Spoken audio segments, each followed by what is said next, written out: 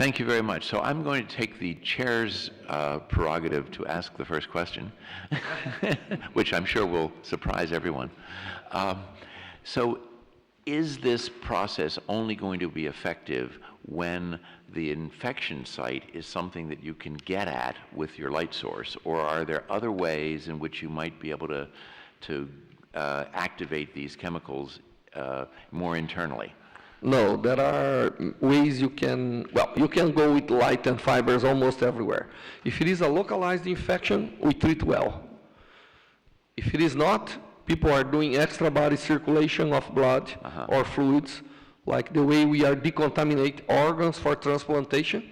You know, we are together with the group of Toronto circulating a solution to the lungs that will be used in transplantation, because 20 to 25% of the organs are not viable because of hepatitis. And I did show a plot very fast that we can clean it out, which means increasing 25% availability of organs is something that changes a lot. Now, yeah. This type of treatment, does it have any side effect? I mean, if you are producing a free radical damage, are you damaging the tissues around the... Goes off when I don't speak. Since it is localized, it's very selective, and there is no side effect. In the case of that we are using to eliminate the vector, the larvae of dengue, it's very nice because the light also oxidizes the molecule, so it's fully environment friendly.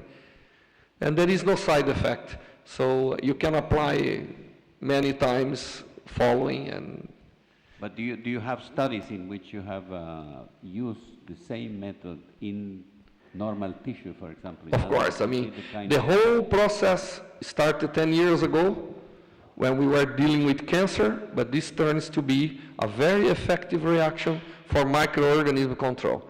And we've been doing all the experimental models, all the in vitro, and now many of the work we're doing is in clinics. In fact, collaboration even with Johns Hopkins in the United States.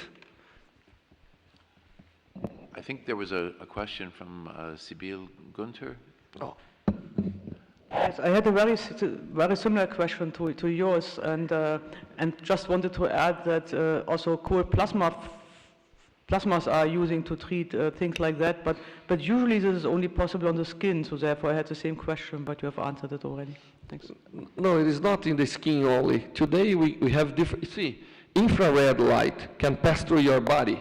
So we are illuminating the chest and we're getting light out. 850 nanometers is already a very penetrating, and we're using phthalocyanines and anthocyanins that are excited in the infrared. So we are able to get on the lungs without, externally, without being necessary the insertion of fibers. Thank you. Interesting presentation, Vanderlei.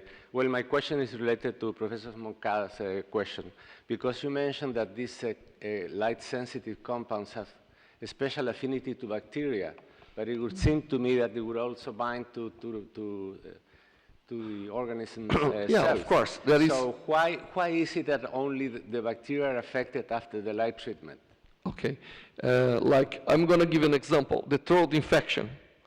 The regular time for, let's say, impregnating the normal tissue is about 4 hours. The time to make the drug to go in the bacteria is 5 minutes. So we use the time window as part of the selectivity.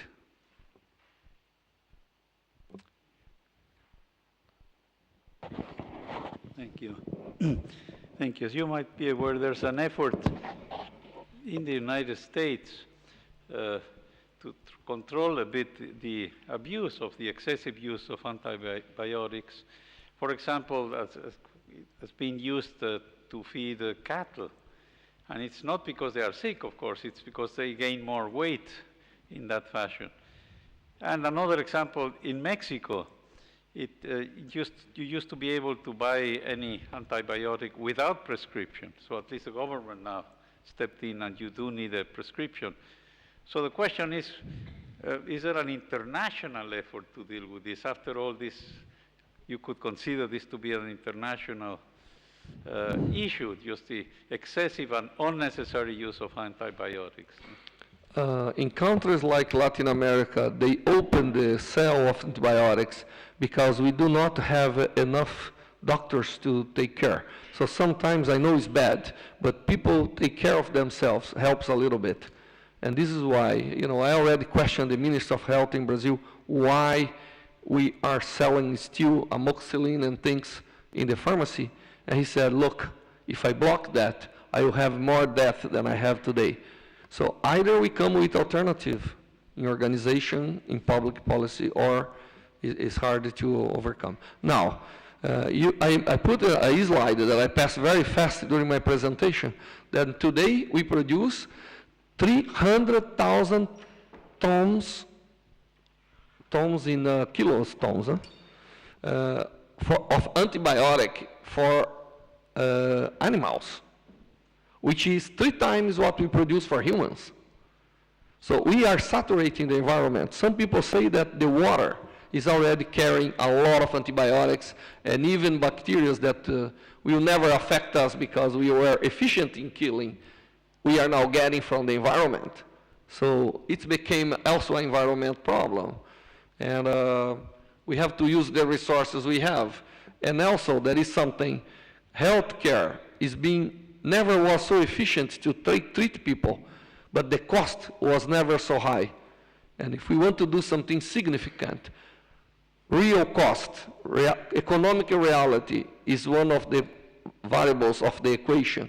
And in this case, this is very inexpensive to treat diseases. So we believe that will be affordable, even in countries that have no economy at all.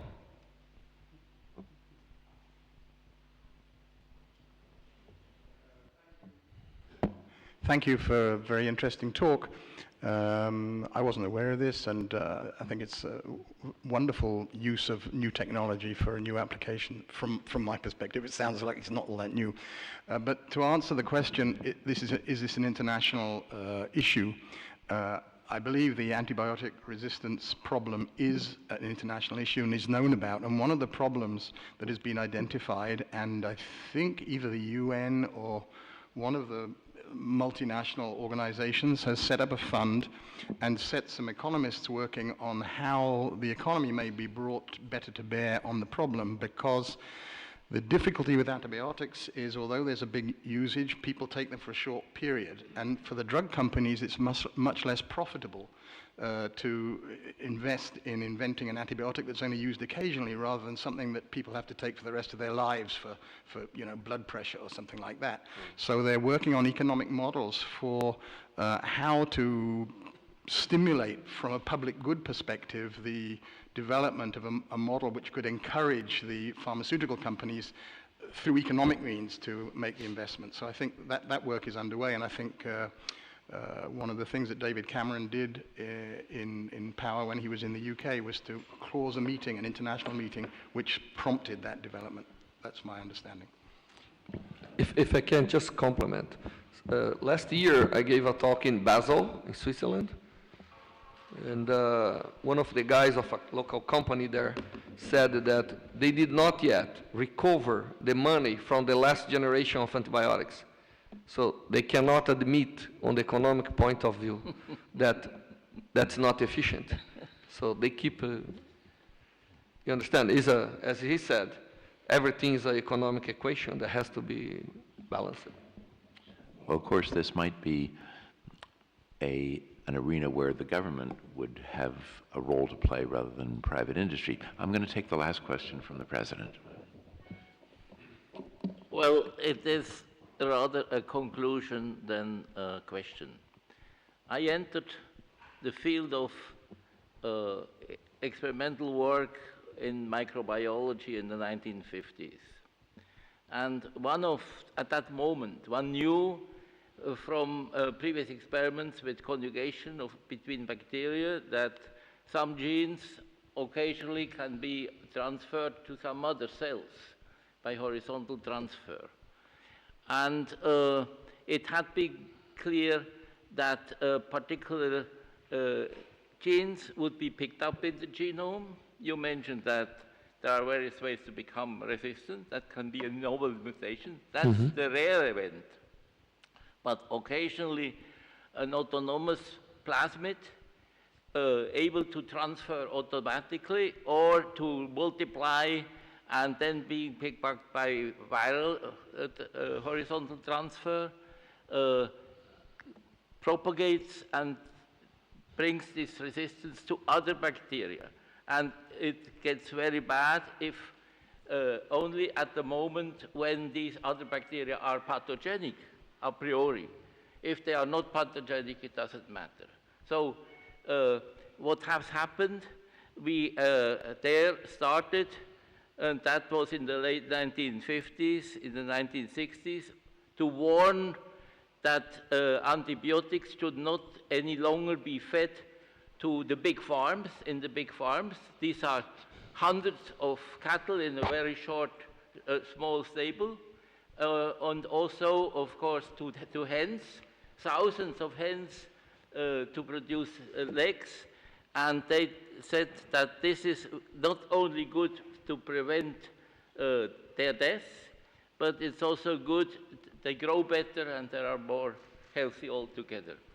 And I discussed that again in Basel. I was then in the I had contact with microbiologists working at the pharma industry, and he understood. He said, well, look, Werner, I fully agree with you, that's a problem, but I cannot tell that to my boss because that's where the money comes from.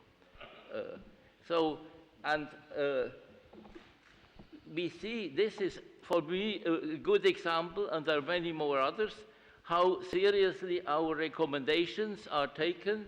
The scientific, those working in the field give warnings, and then for some reason or another, it's completely ignored. Similarly, smoke, we talked the other day on the question, the cigarette smoking, for example.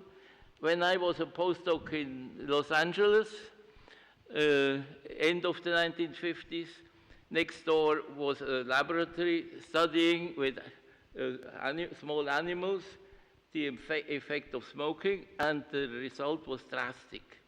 And then they recommended one should really stop smoking. But who took that seriously?